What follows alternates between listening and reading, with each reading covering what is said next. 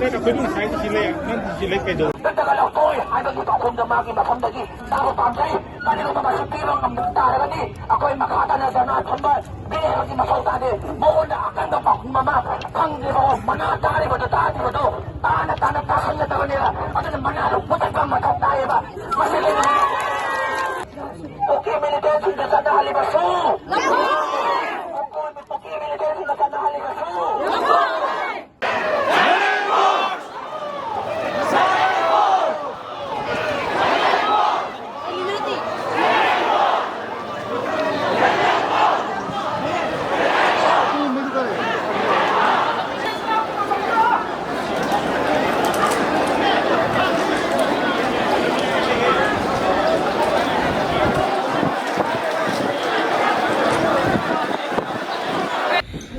Honorable Siam unaba sangzaro bani ngasigi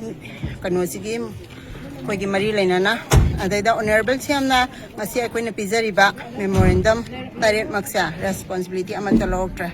mana adagi hauziki Manipur da laiba tampakta laiba step forcing sa magi power si amta yawde simak direct mana Honorable Siam na dum mayam da haibire aduga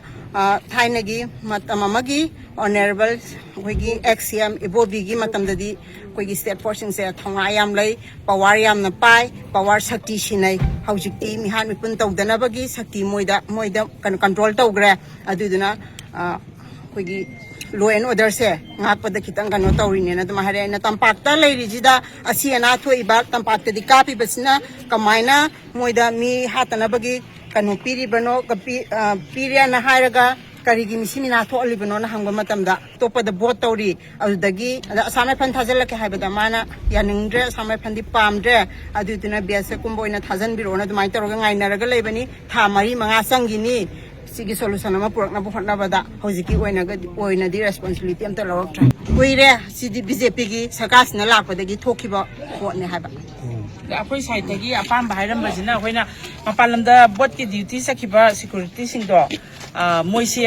halaaga arrangement do adum khara sintok sinchin tauge na hai singdana akhoi mapalamdai lakpa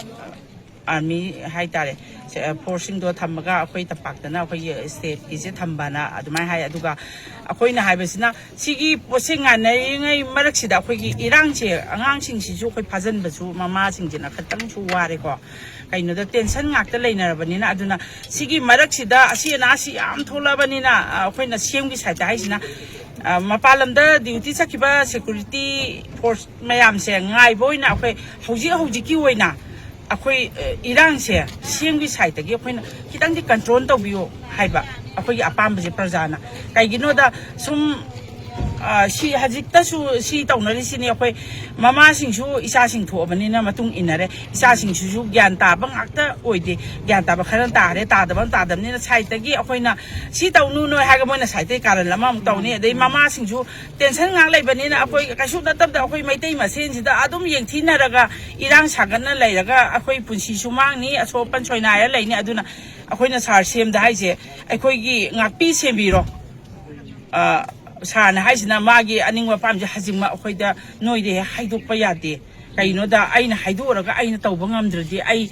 sem ori se tha ani ga numi kharani khak oibanina ai adude haiba ngamgiro ai matam kitang changni haireba semgi saitagi loima anamba mantri loi sure sida govinda yauramde aduga akhoi khuraigi akhoi onaben yaima yauramde aduga hingangi ma yauramde atai di loi su hore akhoi haina hajiki irang se sum smai sum tawlai raga di akhoi